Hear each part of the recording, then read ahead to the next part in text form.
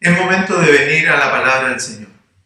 Es momento de reflexionar en este tiempo, en Semana Santa, donde hoy más que nunca se hace relevante que podamos observar el sacrificio de Jesucristo y que podamos observar su cruz para encontrar consuelo, para encontrar satisfacción a aquellos anhelos que tanto el hombre hoy en este tiempo, cuando estamos viviendo esta pandemia a nivel mundial, vamos a encontrar en el Evangelio y en la muerte de Cristo la respuesta a nuestras necesidades más profundas. Y quiero invitarles entonces, como un servicio especial de Semana Santa, a que le veamos la palabra del Señor y que la encontremos juntos en el Evangelio según San Lucas, capítulo 23.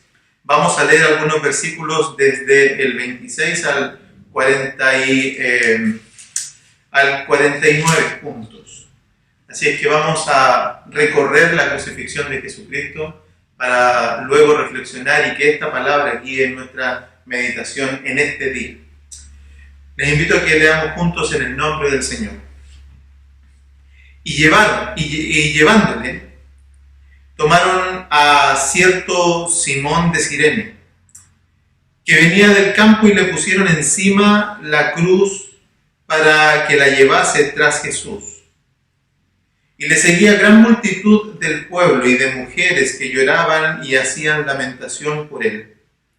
Pero Jesús, vuelto hacia ellas, les dijo: hijas de Jerusalén, no lloréis por mí, sino llorad por vosotras mismas y por vuestros hijos.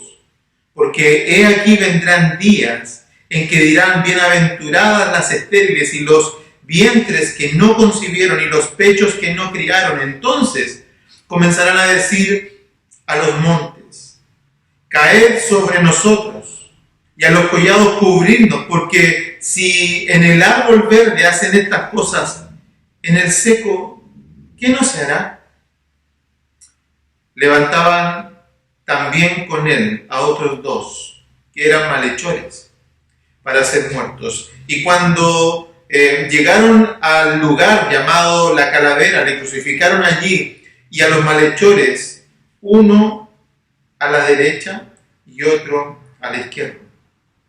Y Jesús decía: Padre, perdónalos, porque no saben lo que hacen. Y repartieron entre sí sus vestidos, echando suertes.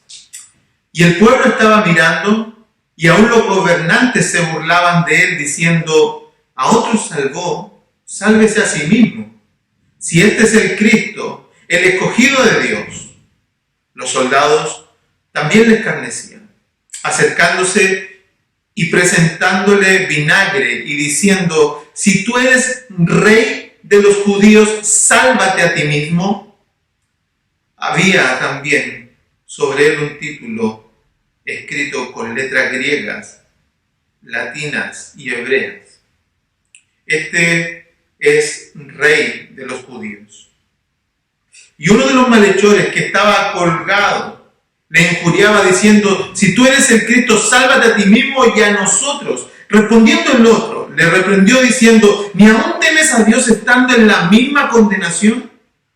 Nosotros, a la verdad, justamente padecemos porque recibimos lo que merecemos y lo que merecieron nuestros hechos. Mas este ningún mal hizo. Y dijo a Jesús: acuérdate de mí cuando vengas en tu reino. Entonces Jesús le dijo: de cierto te digo que hoy estarás conmigo en el paraíso. Cuando era como la hora sexta, hubo tinieblas sobre toda la tierra hasta la hora novena, y el sol se oscureció y el velo del templo se rasgó por la mitad. Entonces Jesús, clamando a gran voz, dijo: Padre, en tus manos encomiendo mi espíritu. Y habiendo dicho esto, expiró.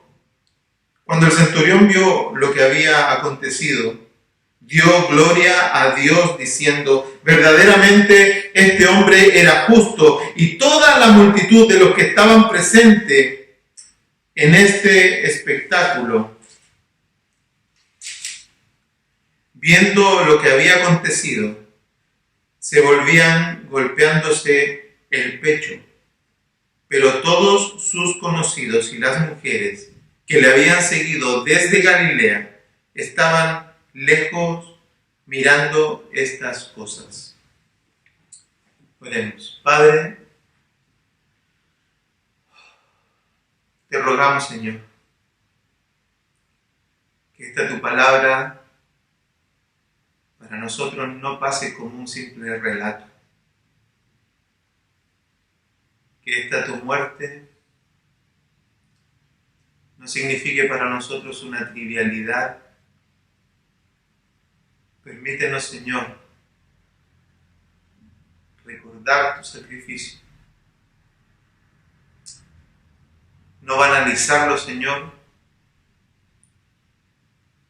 y hacer que tu palabra esta tarde para nosotros tenga todo el sentido que tú quisiste que tuviera. Desde que diseñaste la muerte de Jesucristo hasta hoy, que nosotros somos receptores a través de la preservación de tu palabra para nosotros, Señor. Permítenos encontrar en ella salud, esperanza, convicción de pecado y también, Señor mío, la oportunidad de adorarte a través de ella. Te lo agradecemos en el nombre de Jesús. Amén. No hay forma, hermanos, de leer la palabra del Señor y cuando nos encontramos o cuando tenemos que reflexionar en pasajes como el que estamos mirando hoy, en una fecha tan especial, una fecha donde, por cierto, nuestras agendas hubieran sido completamente distintas, donde muchas personas en este tiempo tal vez estarían de vacaciones, donde muchas otras personas, incluso nosotros, estaríamos como iglesia en algunas actividades particulares como en la convención anual de jóvenes. Todo el mundo estaría hoy en otras circunstancias, si no fuera porque la situación a nivel mundial cambió y se desestabilizó por causa de la llegada de este virus, de este COVID-19. Ninguno de nosotros puede, de todas maneras, a pesar de las circunstancias en las que estamos, venir a la palabra de Dios, hermanos, y leer estos pasajes sin conmoverse y sin, al menos en mi estudio personal, en mi apreciación personal y en mi acercamiento a este pasaje, antes de venir a presentarlo a ustedes, no lo pude leer y no pude terminar de pararme en este lugar sin antes sentirme tremendamente arrepentido por la manera trivial en que muchas veces predicamos el Evangelio. Por la manera trivial en la que muchas veces compartimos de Jesús como que si Jesús fuera un dulce, como que si Jesús fuera algo que en verdad la gente se lo queremos vender, algo como que en verdad nosotros necesitamos. Los cristianos más bien tenemos el deseo de convencer a las personas y no con la autoridad que demanda un sacrificio tan significativo como el que estamos leyendo y un hecho tan trascendental como es lo que estamos leyendo hoy en la crucifixión de Jesús. La crucifixión de Jesús, el Evangelio, la manifestación, el Dios hecho carne, que se representa ahora como Salvador en la crucifixión, resulta ser para nosotros entonces que la crucifixión es la expresión más significativa del sentido que tienen nuestras vidas. La crucifixión, hermanos, va a mostrar que nuestras vidas tienen sentido. La crucifixión va a mostrar que nuestras vidas no son simplemente una cuestión azarosa. ¿Por qué? Porque la cruz y su mensaje nos gritan a todos nosotros que hay una razón para haber nosotros nacido en este mundo. Hay una razón por la cual usted y yo estamos en este lugar. Hay una razón para que cada uno de nosotros haya nacido en una familia, tenga los padres que tiene, tenga la vida que tiene. Hay una razón para eso. La cruz nos muestra a nosotros que la vida tiene una razón. La cruz nos muestra que hay una explicación para el sufrimiento, que los sufrimientos de las personas no simplemente son una cuestión cósmica que no tiene explicación ni que no se puede determinar. La cruz nos muestra que el sufrimiento, hermanos, aún en este tiempo, tiene una explicación. Y lo último que la cruz nos explica y la cruz y su mensaje nos muestra a nosotros es que hay en este sacrificio entonces una respuesta a la certeza de nuestro destino. Si la cruz explica todo esto, y si en estos cortos minutos que quiero compartir con usted ahí en su casa, el mensaje de la cruz, entonces al final de nosotros nuestra única respuesta tendrá que ser adorar el nombre de Dios, darle gloria y ser obedientes al Evangelio. Porque la cruz, insisto, explica y da razones para nuestra existencia. La cruz es la explicación también y da razones para el sufrimiento, y la cruz es la certeza de nuestro destino. Pero quiero también hacerme cargo y del otro lado de esta afirmación que estoy haciendo, que no es una hipótesis, es una afirmación, que no es simplemente un pensamiento que yo tenga que probar, porque no lo voy a probar yo, lo va a probar la Escritura. Y yo podré ser débil, pero la Escritura es fuerte. Pero del otro lado hay un pensamiento, hay una forma de explicar la vida, hay una forma de explicar también las cosas. Y del otro lado entonces tenemos el azar o la casualidad. La casualidad que hace, ¿no es cierto?, que muchas personas piensen entonces que la mezcla entre materia y tiempo produjo todas las cosas. Si el azar, hermanos, es lo que nos define, si el azar es lo que muchas personas hoy día que están viviendo sin esperanza, el azar o el sinsentido es lo único que define la vida, entonces, hermanos, estamos en un gran problema. Porque si eso es lo que nos define, si el azar entonces nos crea, entonces tenemos razones suficientes para suicidarnos si estamos sufriendo, para terminar con nuestras vidas si es que en verdad el agobio se hace tal, para que aquellas personas que probablemente están profundamente endeudadas, que tienen muchos problemas en este tiempo, decidan terminar con su vida, porque si no tiene sentido su origen, tampoco tiene sentido su destino. Así que, ¿qué sentido tiene vivir? ¿Qué sentido tiene estar aquí, permanecer y sufrir y tratar de pasar estas calamidades?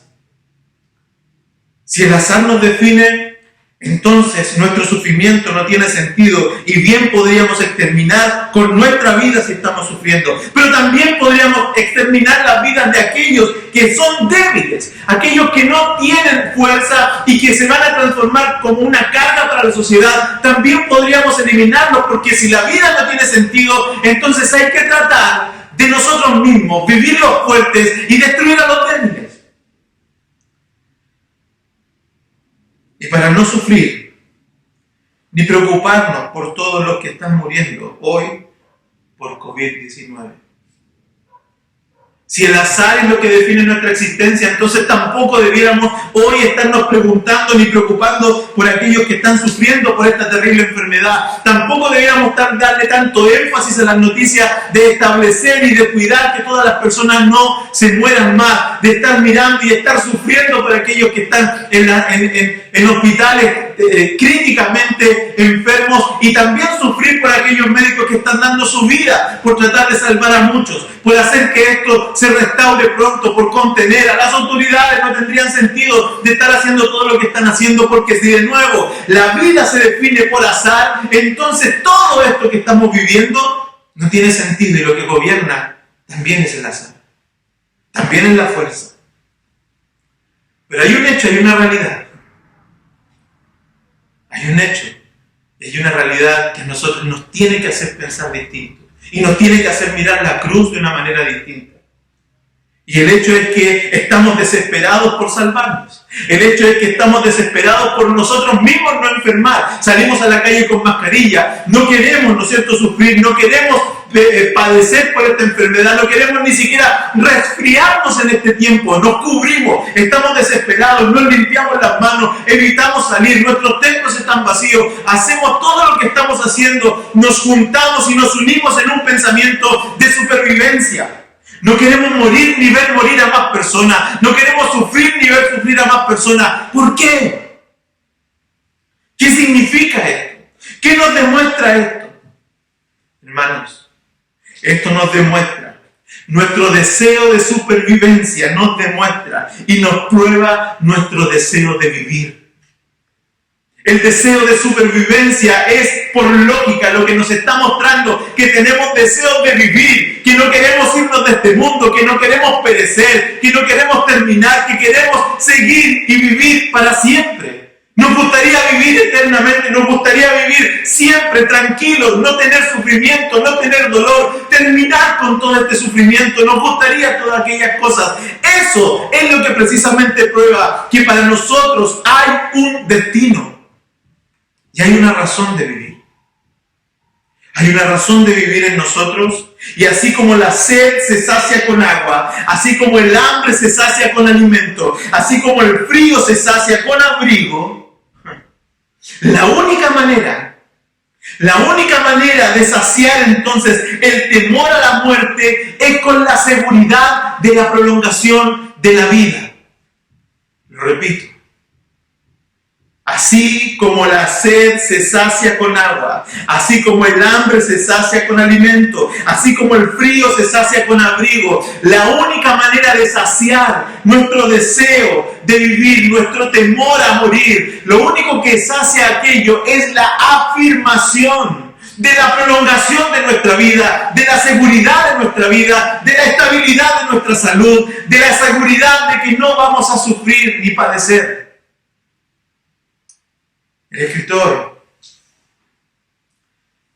de las Crónicas de Narnia decía esto de esta manera, que si nosotros encontramos un deseo que no pueda ser satisfecho en esta tierra, debiéramos considerar que probablemente estamos hechos para otro mundo que no es este.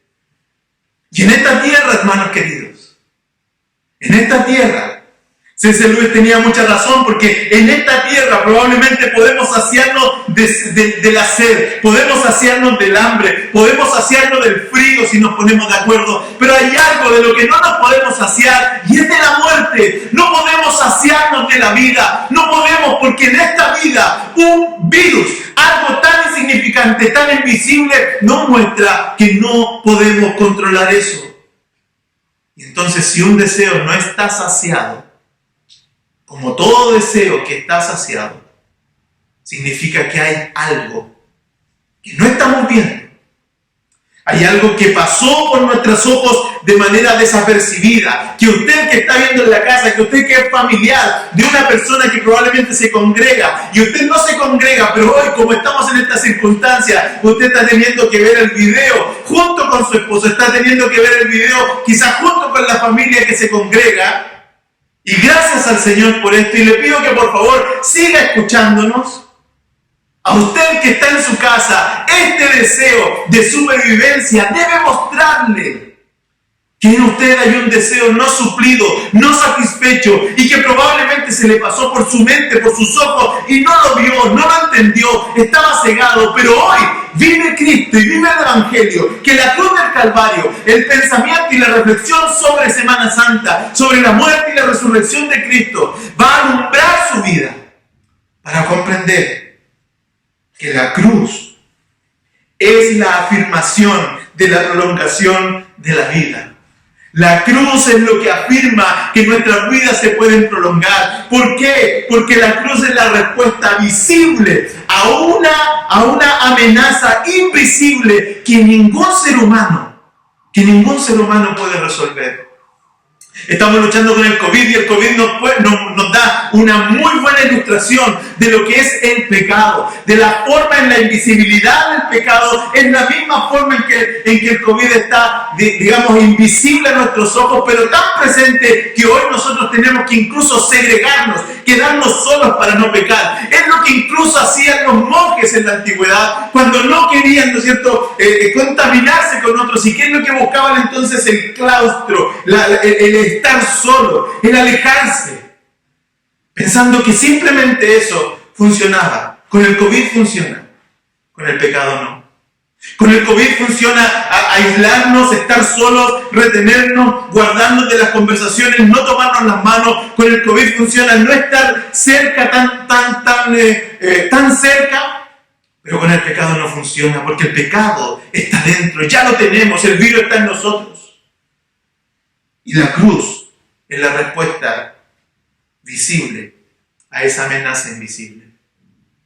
El deseo de la vida nos muestra que hay y que tiene que haber algo que explique nuestro deseo de vivir. En la amenaza a la muerte, en lo que manifiesta en nosotros que debiéramos buscar buscar ese deseo de vivir, que debiéramos buscar esa respuesta de la vida. La amenaza de la muerte es lo que a nosotros nos activa entonces para poder encontrar el camino y la solución. El hambre nos lleva a buscar comida, el frío nos lleva a buscar abrigo, la sed nos lleva a buscar agua. El temor a la muerte nos debe llevar a Cristo. El temor a la muerte nos debe llevar a la cruz. El temor a la muerte nos debe llevar a observar este sacrificio y considerar, hermanos, considerar que aquí no lo vamos a resolver sino a través de la muerte de un justo. Porque la muerte de Cristo no es simplemente un cántico alegre, una expresión digamos, un sacrificio de un mártir que hizo por buenas personas. No es alguien que simplemente quiso darnos un ejemplo de moralidad, sino que es alguien que satisfizo la necesidad de pagar por los pecados de la humanidad. El Evangelio no es simplemente el hecho de que usted, hermano amado, o que tú, hermano querido, persona que nos escucha, hermano familiar que estás ahí en tu casa, el Evangelio no es que tú recibas a Cristo, el Evangelio es que Dios recibió el sacrificio de Jesús, la muerte de Jesús la recibió Dios como pago de tu pecado y del mío. Por esa razón nosotros somos aceptos a Cristo.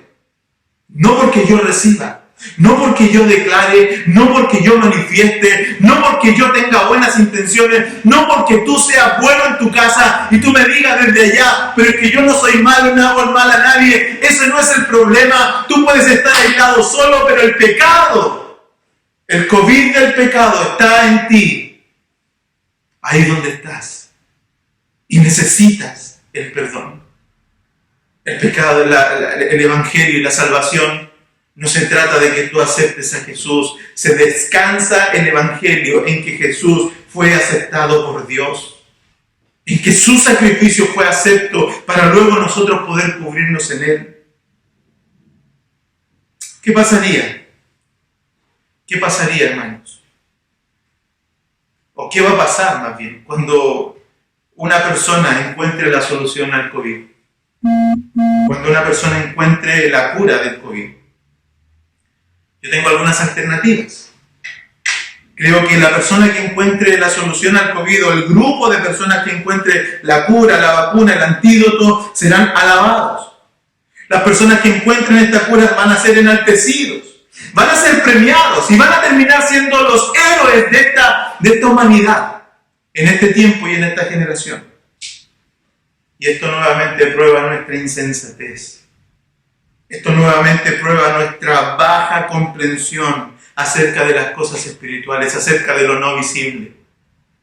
Si alguien resuelve visiblemente algo, un problema invisible, lo alabamos.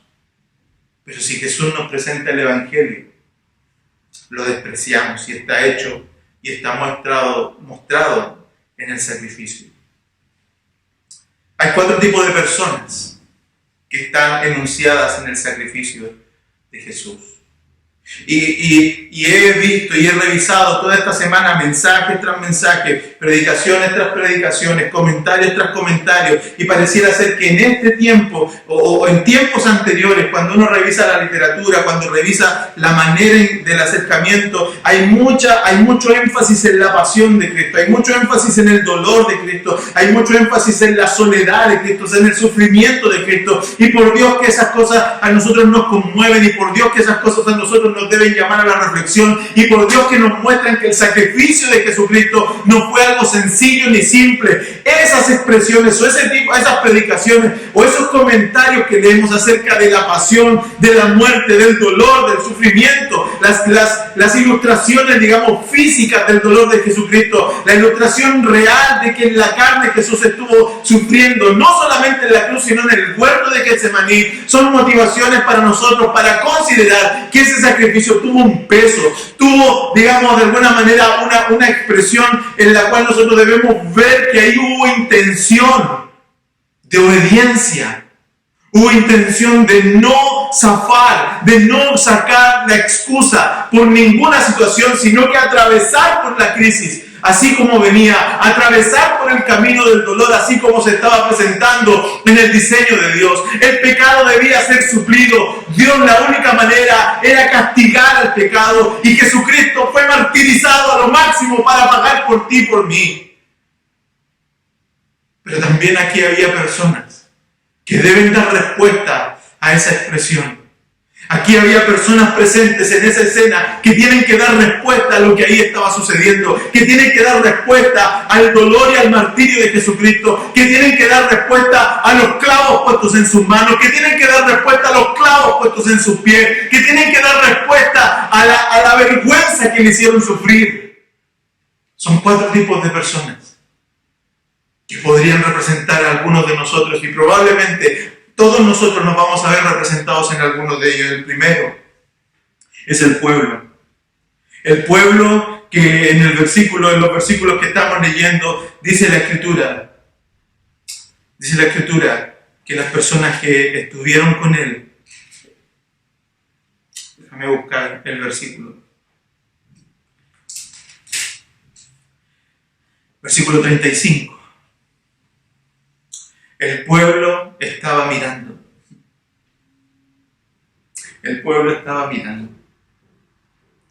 El pueblo estaba mirando como nosotros hoy miramos este tiempo. El pueblo estaba mirando de lejos, pensando, y la expresión de mirar simplemente nos muestra a nosotros que probablemente hay escepticismo, que probablemente hay poca comprensión de lo que está sucediendo, probablemente hay un sentimiento de mostrar que lo que está sucediendo ahí no tiene ningún sentido. No sé si a favor o en contra, pero la expresión de estar simplemente mirando nos muestra a nosotros que pareciera que ese sacrificio no tenía ni un sentido. Pero la cruz de Cristo le da una respuesta a estos mirones.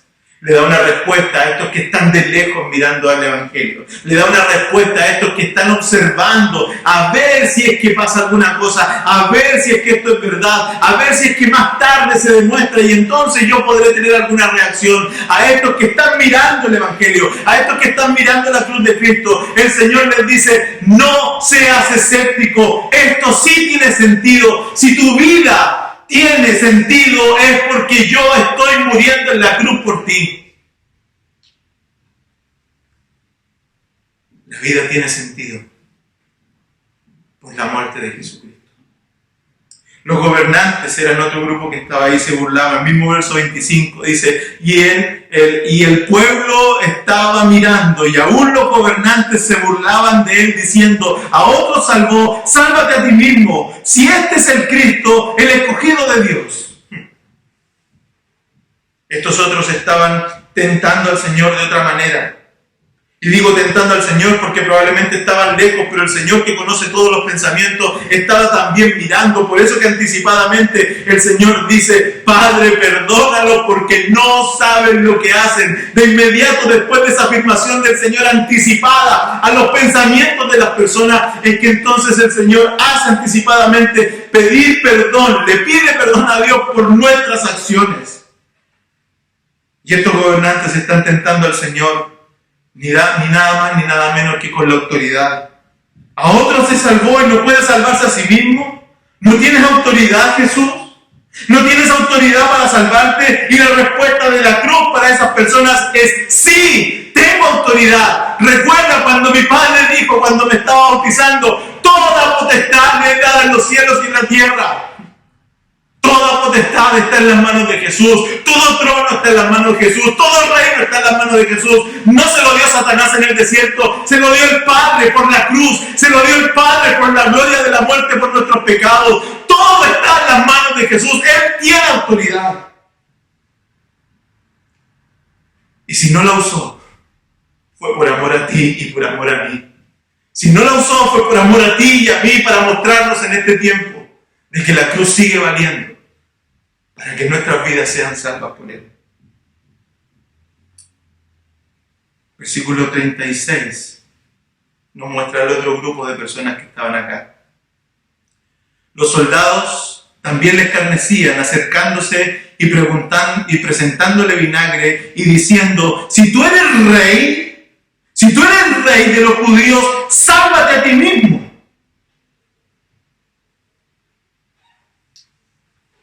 Los soldados le escarnecían.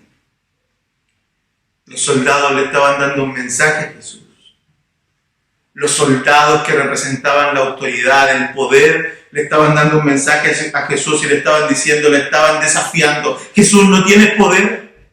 Jesús, ¿no tienes poder? ¡Sálvate! Si tú tienes poder, sálvate. Para nuevamente nuestro Señor decirles a este grupo de personas que Él no va a usar su poder como los hombres usan el suyo para salvarse.